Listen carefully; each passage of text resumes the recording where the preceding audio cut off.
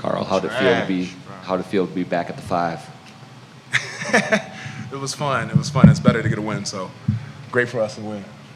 You guys did not have Rudy, obviously, but what did it take to kind of play the sort of defense that you guys were able to without your big man in the middle there? Team defense. We had to switch the game plan up a little bit. But big shout out to Kat and Nas. They did a great job of not making us have to double tonight. I mean, they was playing straight up and they played great defense without fouling. So they definitely helped us a lot. You heard that? Yeah, you heard that. Finch was saying this was one of your guys' best games of kind of playing in tandem. Karl started, got the offense going, and kind of in the second half, like picking your spots. How has that kind of grown between the two of you of like knowing when to go? It's fun, man, knowing I got somebody alongside me that, can get a bucket at any given time. If he got the hot hand, keep giving it to him. We both unselfish players. We don't care who night it is, whether if it's neither one of our nights. Nas or Jaden or Nikhil or Mike, it doesn't matter, man. In the playoffs, it's always a team win. And Kat did a great job of starting it off tonight because I definitely came out sluggish and slow. But, eventually Kat gave me some energy and I found it. You've kind of been Nas's vet in his time here. How have you just kind of seen him grow defensively this season and obviously in what he did tonight? Yeah, I mean, he's been special. I mean, the Sixth Man of the Year has been special all year, and he's very deserving of that award. Just trying to lead by example, to be able to tell someone what to do or give them my insight, I got to be able to go out there and execute it as well. So just making sure I set the best example for him as possible and doing whatever it takes to help him in his growth. Question for both of you. A lot of teams come in, they take game one, and the idea is like, well, okay, got the split, we're good to go back. And instead you guys came out and just took this from the very start. What does that say about this team's approach to things, and what was the key to that tonight? Finch, you do a great job of putting emphasis on it's not about who win the first game. You want to win every game. So you don't want to split. You want to win 2 here and have home court advantage and then try to win 2 at home. But I do want to just shout out Jay McDaniels, man, before I get out of here. He's been phenomenal this whole playoff run and this series in particular. I think he's like a plus 51 or something, and only probably had 5 points, took 3 shots in all 2 games, and don't complain, keep guard, and keep picking up full court. And we wouldn't be the team that we are today. We wouldn't have been the team that we was in the regular season. And hopefully we can keep him out there and he keeps playing like that, man, because he's definitely the X factor of the team. And everything that he brings is we thank him so much, man. So big shout out to Jaden for sure. For sure.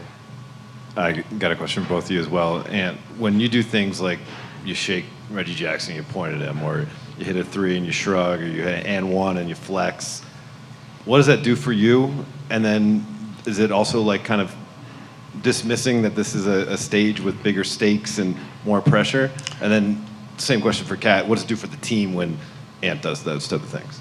What did it do for me? It definitely gives me energy. But I feel like I've always done that, no matter what stage it's on. If it's in the regular season, the preseason, if I do something nice, I gotta let it be known. If I get an N1, I gotta flex, make somebody fall, I'm gonna point at them. And it brings excitement to the game. So hopefully someone tries to like come back and score on me or something like that. So that's why I do it.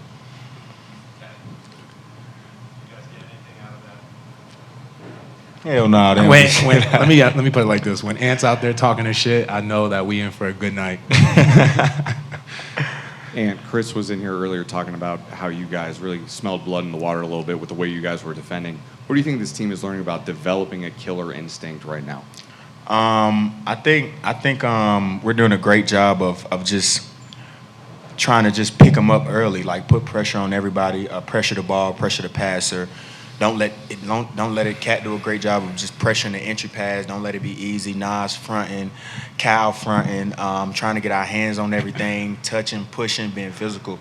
I think that leads to the defensive plays that we make. And like I said, man, once again, Jaden was everywhere tonight. steals, deflections, blocks, rebounds. He was everywhere tonight, man. So, he plays a major role in all of those defensive efforts that we have out there. For both of you, what was your perspective when Jamal Murray threw the heating pad on the floor? Like, did either of you actually see it happen? And Nope. then what was your reaction just sort of upon learning that had happened? I didn't even know like it happened until the ref stopped the play and threw the heating pack off the floor. I thought it was on somebody's back or something. I didn't know it was thrown onto the court. But yeah, that's crazy. No, I saw it. I just was more worried about making the layup. I ain't gonna lie to you. For either of you guys or both, a lot of people who had Finch's surgery would have just sat on the couch for a week. What did it mean to you guys that he came and kind of probably pushed through a lot of pain to make this trip? I mean, it definitely meant a lot because for someone like me who just came off surgery on my knee and was nowhere near as major as his, I can imagine the doctor told him not to travel and not to fly, and Finchie said, hell no, I'm going to be there for my team. So the leader of our team, when you have someone who's willing to fight like that, of course his troops are willing to fight just as hard for him. That's a perfect answer. Kat, years and years ago when you came into this league as the number 1 pick, you were drafted not only for your offensive talent but for your defense and the promise that everyone thought you had. Does it feel good to be getting back to that and showing your capabilities again and not, just being viewed as the stat stuffer and the big offensive player that you were? He was never viewed as a stat stuffer or just a. No, I know that. offensively. I'm just saying he was never viewed as that. Especially when I got here, I always thought he was a great defensive player. He just had to put his mind to it. And when Finchie got here, man, Finchie put emphasis on, and in Cat, if we want to go somewhere, we got to defend. And like he said, that's the head of the snake. And hearing that from him, it pushed Cat, man. And I tell Cat, we need you to defend. Corliss tell Cat, we need you to defend the whole team. And, ever since he been back this whole year, man, since he been at the 4, he been defending his ass off. So he's been playing great, and we hope he continues to do it. This is for both of you guys. What's the message to the fans in Minnesota now that you're going back 2-0 now, going home, got the crowd at Target Center? Just talk about what that means for you guys and what it means for this fan base. I mean, for us, I think the message we want to send is that, we're extremely honored and blessed that we have this opportunity to go home up 2-0. But we're humble in this approach. We understand that we put ourselves in a great position, but as great as the position we are in, it could be very bad at the end of being on our homestand. So we just got to go out there, take care of business, do what we do, play defense at a high level, and execute even at a higher level because the defending champions, you can't give them a minute of slippage at all in the game. So we got some things to work on, things to tighten up on practice, and we got 3 days to really work on our game and work on our game plan. So to the fans, your support is super important for us to find different ways and to get that energy Friday night and Sunday. So definitely come out and support. Guys, I'm sure that you guys expected Denver to come out and hit you hard to start the game, some emotional surge, and when that didn't happen, were you guys a little surprised that you were jumping on them as opposed to vice versa? And do you see them being confused at times? Do you see them losing confidence when the lead is sort of spiraling? No, not at all.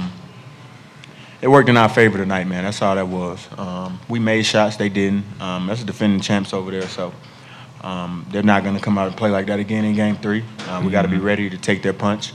And I always tell the team, like when we huddle up and Finchie say, we got to be ready to take their punch, I say, we're going to punch too. Shit, I mean, they're not the only one punching in the fight. So, I mean, yeah, just like that. They're not the only one that's going to come out punching. I don't give a damn if we go up 3-0 for the Game 4, we're going to come out punching too. So they got to be ready to take our punch, and we'll be ready to take their punch. But, yeah, I don't see no slippage in their games. They just missed shots tonight. They'll be ready to go Game 3, and we will be. Yes, sir.